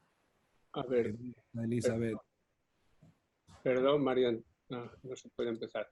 A ver, soy Miguel Martínez. María Antonia, no estaba contradiciendo tu mensaje, que además lo había entendido, pero en cierto momento sí dijiste, Colón no era esclavista. Entonces, una cosa es interpretar la historia, entender la historia, pero la primera carta de Colón dice, son dóciles y fuertes, harán muy buenos esclavos. Eso es inevitable. Otra cosa es entenderlo, explicarlo, contextualizarlo, podemos hacer todo lo que nos dé la gana, pero no podemos falsear un texto que está escrito y publicado en las cartas de Colón, vamos, 1000 veces, y lo podemos leer todos. Esto solamente, mi comentario era solamente hacia ese aspecto, esa frase que sin darte cuenta dejaste caer. Todo lo demás, por supuesto, estoy de acuerdo contigo. Perdona. Y bueno, si hice la frase fue un lapsus porque realmente claro, me está refiriendo es muy habitual, ese tipo de comentario es muy habitual por otra parte, ¿eh?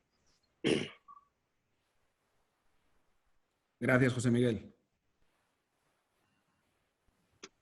¿Alguna intervención más? Julio, yo también estoy a gusto, pero llevamos 2 horas. Sí. Quizá si los pastores de esta Digital Arcadia están de acuerdo, podríamos dar por concluido este diálogo. Me parece muy importante, por cierto, una ultimísima reflexión, que en momentos en los que se dice que precisamente estamos tomando posiciones intransigentes desde el mundo académico y que no estamos dialogando, y hay diversas cartas y manifiestos públicos de muchos tipos de personas de distintos ámbitos, me parece muy importante que gracias a las tecnologías y gracias al debate que ha surgido de manera muy sana y muy natural en las redes, hayamos podido hacer esto.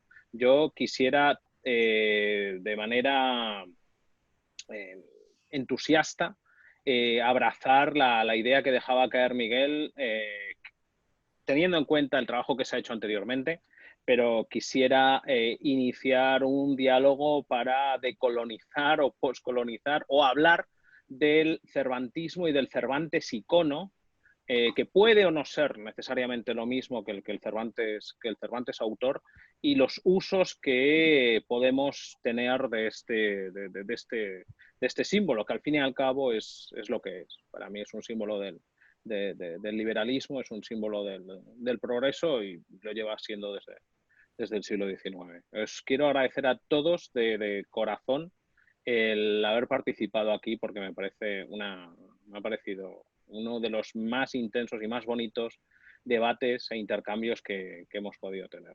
Estoy muy contento y muy orgulloso de todos vosotros.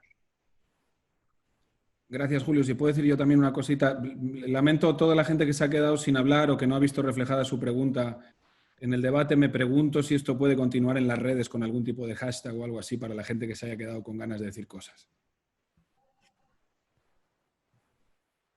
Sí, este evento ha sido grabado, lo pondremos en las redes y lo distribuiremos en su momento por completo, ¿no? Como solemos hacer en el Instituto del Teatro, y ahí, claro, continuamos la conversación. Y de hecho podríamos, ya os digo, aprovechar esto para intentar organizar algo del estilo de un congreso, que son las cosas que nosotros hacemos. Entiendo que no vamos a cambiar el sistema inmediatamente, pero sí podemos hacer algo al respecto.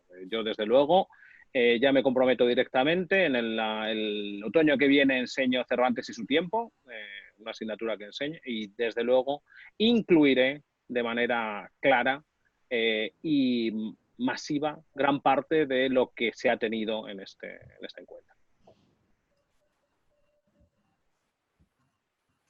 Gracias a todos. Gracias a todos. Hasta luego. Muchas gracias a todos también. Un abrazo. Gracias. Gracias. Gracias, Julio. Gracias, Elena. Adiós, gracias. Sí, muchas gracias, Elena, por organizar todo esto y ayudarnos con este complicado proceso tecnológico.